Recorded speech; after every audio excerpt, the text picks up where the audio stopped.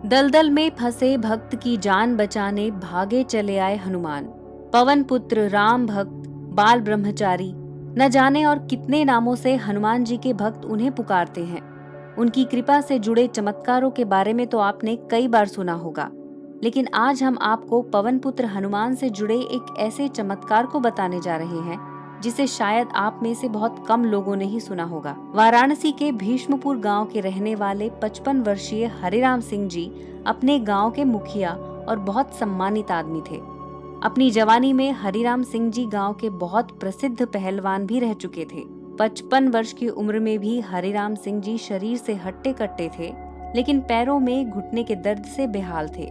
बजरंगबली के परम भक्त हरिराम सिंह जी ने अपने गांव में हनुमान जी का बहुत भव्य मंदिर बनवाया था और वहां हर दिन भंडारा करवाते थे। हरिराम सिंह जी प्रतिदिन उस मंदिर में पूजा पाठ भी किया करते थे। हरिराम सिंह जी को एक शौक था, वो था कुश्ती देखना। गांव में या फिर गांव के बाहर कहीं भी कुश्ती हो रही हो तो हरिराम सिंह जी उस कुश्ती प्रतियोगिता को देखने अकेले ही पहुंच जाते थे। एक बार उनके गांव से बहुत दूर कहीं नदी के उस पार बहुत बड़ी कुश्ती प्रतियोगिता हो रही थी। जब हरिराम सिंह जी ने उस प्रतियोगिता के बारे में सुना तो उनका मन भी उस प्रतियोगिता को देखने का करने लगा। हरिराम सिंह जी को ये बात पता थी कि दूर कहीं उस गांव में कुश्ती प्रतियोगिता हो रही है, लेकिन हरिराम सिंह जी को नदी पार उस गांव का रास्ता नहीं पता था। हरिराम सिंह जी को सिर्फ इतना पता था कि नदी पार उस गांव में कुश्ती प्रतियोगिता हो रही है। कुश्ती के प्रति हरिराम सिंह जी का लगाव होने के कारण उन्होंने अपना मन बना लिया कि नदी पार जाकर कुश्ती प्रतियोगिता देखनी ही है। हरिराम सिंह जी अकेले ही निकल पड़ते हैं नदी पार उस गांव में कुश्ती देखने के लिए। जब वो नदी पर पहुंचते हैं तो वहाँ एक नाव वाला होता है जो बहुत ही आलसी और खड़ूस था। नदी के उस पार जाने के लिए उस समय सिर्फ उसी की नाव नदी किनारे थी, इसलिए हरिराम सिंह जी उस नाव वाले से नदी के उस पार चलने को बोलते हैं, लेकिन वो बोलता है कि ये समय उसके सोने का है, इसलिए वो कहीं नहीं जाएगा। हरिराम सिंह जी उस नाव वाले से विनम्रता पूर्वक आग्रह करते हैं और उसको बताते हैं कि वो अपने गांव के मुखिया हैं। इस पर वो नाव वाला गुस्सा हो जाता है और बोलता है कि मैं क्या करूं, तुम मुखिया हो तो? तुमको नदी के उस पार जाना है तो तैर के चले जाओ। नाविक की बात से हरिराम सिंह जी बहुत आहत होते हैं। फिर वो उस नाविक को नदी पार चलने के लिए दुगनी रकम देने को बोलते हैं। दुगनी रकम की बात सुनकर वो नाविक तैयार हो जाता है नदी के उस पार जाने को। हरिराम सिंह जी नाव पर सवार हो जाते हैं और नाव नदी में चल पड़ती है। जब नाव नदी के किनारे से कुछ दूरी पर रहती है तब नाव वाला बोलता है कि आपको यहीं उतरना पड़ेगा। हरिराम सिंह जी ने उस नाव वाले से बोला कि यहाँ तो पानी कमर तक होगा, क्या आप मुझे किनारे तक नहीं छोड़ेंगे?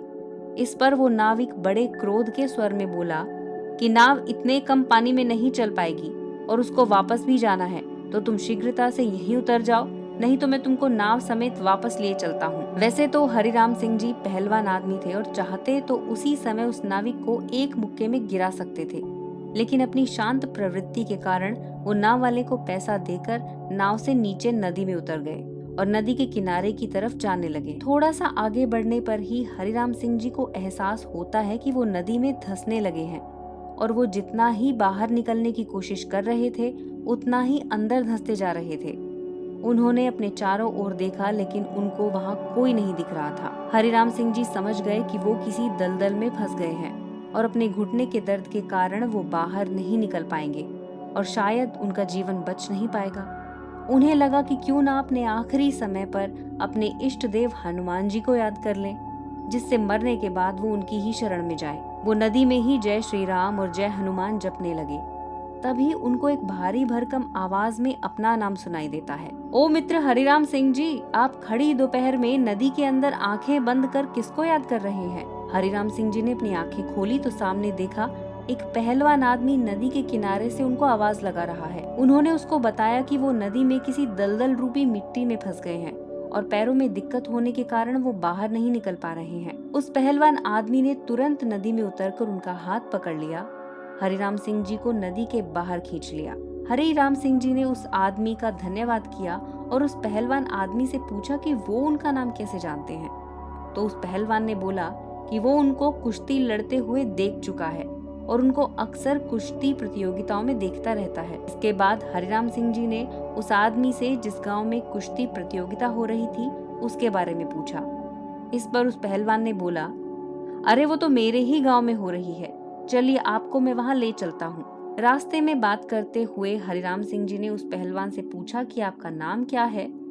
इस पर वो पहलवान जोरों से हंसा और बोला, कोई एक नाम हो तो बताओ ना, फिर भी आप मुझे बजरंगी पहलवान बुला सकते हैं। हरिराम सिंह जी को उस पहलवान की बातें थोड़ी अजीब लगी, लेकिन उन्होंने अनदेखा कर दिया। हरिराम सिंह जी उस पहलवान के साथ आखिरकार उस प्रतियोगिता स्थल के करीब पहुंच गए।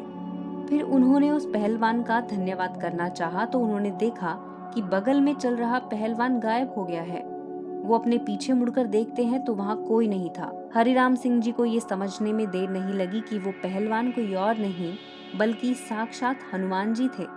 वो गांव में जब पहुंचे तो लोगों से भी बजरंगी पहलवान के बारे में पूछा तो गांव वालों ने उन्हें बताया कि यहाँ कोई बजरंगी पहलवान नहीं रहता है। गांव वालों की बात सुनकर हरिराम सिंह जी को पूर्ण रूप से विश्वास हो गया था कि वो हनुमान जी ही थे जिन्होंने उनके प्राण बचाए।